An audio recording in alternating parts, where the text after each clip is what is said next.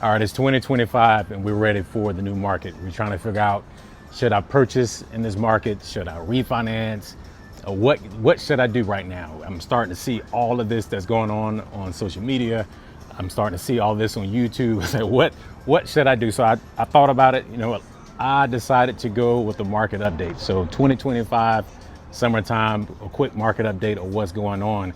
Because if you're looking to purchase that new home, if you're looking to like move from one home to another home, you need to have an idea what's the best way of approaching something like that. So the first thing I want to talk about is we're now leaning into a buyer's market. Forever we've been into a seller's market, but now we're leaning into a buyer's market. And just to recap of what that is, when you're in a buyer's market, that means there's a lot of inventory out there. The buyer has more the advantage because they have more homes to choose from. When you're in a seller's market, that means the seller has the advantage. That means that there isn't a lot of inventory out there. And we're kind of like in between. Now, the thing I want you to understand, it does make a difference where you live. Right now, I'm in Delaware, but I take care of different markets. So Delaware, the market in PA is slightly different, and Florida is slightly different. But today, well, right now, we're going to talk about Delaware. So Delaware, we're transitioning into the buyer's market, and that's what I want to kind of go over today. So what to expect when you're shifting over to a buyer's market. You're starting to see a lot of homes that's on the market a lot longer than they were before. Just a few months ago, you could have a house on the market and they're gone within the same day, 2 days, 3 days, within the same week. Now you're starting to see houses on the market for a few weeks. So that is a pure indication what's going on here in Delaware. So I want you guys to really focus on that. Florida, on the other hand, there's different markets in Florida, so I'll just speak about the Sunshine State just as a whole. They've been in the buyer's market, so a lot of houses have been sitting around for a long time, so that gives you as a buyer an advantage because you have a chance to look at more properties, choose the home that you really want, and you're not paying like over asking like we were before because the houses are sitting there. So when you're approaching a seller, they have an option to either accept your terms or take a chance of them looking at another buyer. So you're not seeing the same results like you were, like I said, months ago or even last year, because like I said, we've been in the seller's market for a long period of time. The other thing I would say, if you are a buyer looking to purchase a house, let's concentrate on Delaware. If you're looking to purchase a house in Delaware, PA, or in Florida in that matter, you can start asking for seller concessions again. I know forever I've been telling everyone, like, look, don't ask for seller concessions unless you really need it. I'm starting to see that come back around again. So seller concessions, when the seller is giving you money to help you out with your closing costs. It's not used for down payment, it's used strictly for closing costs. So to me, I would take advantage of that. Now, I would say you have to approach each transaction as is, because sometimes the seller feels as though they don't have to do that. So if they're not willing to give you seller concessions, then you may have to move on to another property, especially when you have to get seller concessions in order for you to purchase the house that you want, because you definitely need the money if that's your case. But if you don't need the money, you can ask for it. But if they come back with the negotiation and say, you know what, we can't offer seller concessions, but we still want to sell you the house at the same amount. So look for that. The other thing I would bring up is seller credit. Say there's items that's in the house that needs to be repaired, asking the seller to get that taken care of, right? Have the seller pay for the repairs that needs to be done to the house. I mean, even if you want to ask the seller to help you pay for maybe an appraisal to give you credit back for that. There's things I've been seeing lately from sellers that I haven't seen before in the past. So seller concessions, asking for seller credit, something to add on to your advantage of you being a buyer going into the new market. The last thing I want to add to that, the benefits that you have is, like I said, not going over asking. So if you have a house that you're trying to purchase that's $500,000, and you know you get into a bidding war, and now the house is now worth, not with the offer price is now $550. You typically don't have to worry about that as much as you did before. Okay, the seller, they're still getting good value for their properties. It's not like they have to decrease the value in the properties, but you're starting to see some homes that's doing that, like investors looking to lower the price of those houses just to get them off the market, to keep it moving so they can move on to the next project. The same thing with the primary home. Go in asking for just the offer price, whatever they said that they're going to put the house on the market for. start there, because we're now shifting into that buyer's market, and there's no need for you to pay over asking unless you needed to. So that's us shifting into the buyer's market.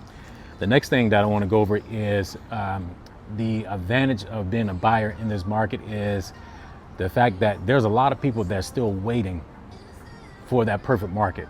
So they're waiting to sell their house because they're waiting for the perfect market. The other thing would be is people that's looking to refinance. They're looking for that perfect market before they refinance. And as you can see, for 2025, this market has been very volatile. No one can really predict what's going to happen. So while people are waiting for that perfect market, to me, that's when you go in and you strike. So get that property now. No need to wait, because there's so many people that's waiting to make that move on the market when it's perfect. And we're not sure when that's going to happen. We're not sure when the rate's going to reduce. We keep hearing about that, but we have no idea when that's going to happen. So while they're waiting on that perfect market, to me, that would be the time to strike. So that would be a great strategy for you. Go out and look now, because think about it. If you have so many people that's out waiting for that perfect market, that reduces the amount of competition that you have. You want to go in where the competition is low. Because what happens is, the one thing that people keep asking for, the lower rates and for everything to be perfect, when that happens, if you go back to the pandemic, you're going to have way more competition out there in the market. So if you're looking to purchase that house, now you're competing with 20, 30, 40 people versus only competing maybe 1 or 2 people. And so that is the time when you want to purchase. The same thing with real estate investors. You want to strike now, because if you purchase the property now, and say the rates do change, like later this year or next year, whenever that happens, because none of us have a crystal ball, that will be the time you could go into a lower rate, but you have your asset, you have your house at that point. So you're not in a situation where it's hard for you to purchase a property because you waited too long. You're waiting for that perfect market. And say next year, so they're predicting now, like March of next year, 2026, they're gonna see lower rates. But what does that mean? It's all relative, right? Lower rates can mean, okay, us going into 5.75, 5.5%. It can mean anything. We're not sure. We're not sure what's going to happen until it happens. So I will always suggest that you make the move now. No need to wait for that perfect market to happen in order for you to strike to purchase your house that you want to purchase, or for you to find that investment property, because investors, they're buying properties. They have no choice. They got to buy properties because that's how they make a living, is buying property. So there's something to look out for. One thing I will also add to those that are looking to possibly do a refinance, this is a great time to do it. You're starting to see a lot of lenders that are loosening up their guidelines for the HELOCs. So that's the line of credit. Anytime I explain the HELOC, is basically like a credit card. So say you take a line of credit out for $50,000, you could use that 50 grand to do upgrades to your house. You could use that money to do debt consolidation. There's a lot of different things you can do with that. To start a new business, I've seen so many different ideas with people that's using a line of credit. So take advantage of that. I've seen line of credits that get set up within days, and within 3 or 4 days from now, you have the money that you need for that line of credit. And what you'll do is, once again, when the rates are reduced, whenever that happens, because we don't know when that's going to happen, you can always refinance, take care of that line of credit, pay the line of credit off, can do a consolidation and move on from there. So take advantage of the 2025 market as much as you can. All right. The last thing I want to talk about is the whole Iran deal, right? The situation that we have now. We entered a situation with the United States, with Iran. How does that play a part into real estate? The other thing is just the market being so volatile. Okay. Since that has happened, we have not seen a major shift in rates. We still haven't seen that. So what I would say is, the first part of the year, I've seen rates go from 7% to now in the high 6s. But we haven't seen a significant difference in the rates since the Iran situation with the bombing of the nuclear facilities. So what that happening with Elon, his situation, him going back and forth with Trump, we haven't seen a huge difference in that. But what I can say is, you want to start looking to make that move now. So since you have more benefits as a buyer, you want to work on the credit. You want to continue to save money, because that's still, it doesn't matter what market you're in, that's always going to be your advantage. When you have your credit taken care of, you have money saved. And so when you're ready to strategize and make that purchase, you have access to doing that. All right, so you want to do that. The other thing I want to add too, you're starting to see a lot more move-up buyers. I'm getting a lot of calls about that. So you have someone that bought a house a couple of years ago, even though they have a lower rate, they bought a house a couple of years ago, and they're looking to purchase another property. So since we're going through that transition, the sellers are still getting a great deal on their houses. So take that lump sum of cash that you just received off the sale of your house and use that for down payment for your new house. So even though the rates are higher, there's always a strategy there. Even though the rates are higher, you're going to make the higher payment now, but when the rates do reduce, when they are reduced, you can always refinance later and go to a lower rate. You still have your house, you still have your asset, and you didn't pay over asking. So to me, this is like a perfect storm if you think about it in that way. Since you're no longer paying, you know, because even though you're selling your house on one end, you're buying a house on the other, and you're not paying over asking for that house. So you're getting a great deal on that house there, and you're able to refinance at a later time. So that is my prediction for the summertime and for 2025, that this is still a great market to purchase in. We haven't shifted 100% all the way. Like I said, we have Delaware doing that shift. They're going through that shift to the buyer's market. Florida, for sure, most of the state of Florida has already transitioned to a buyer's market.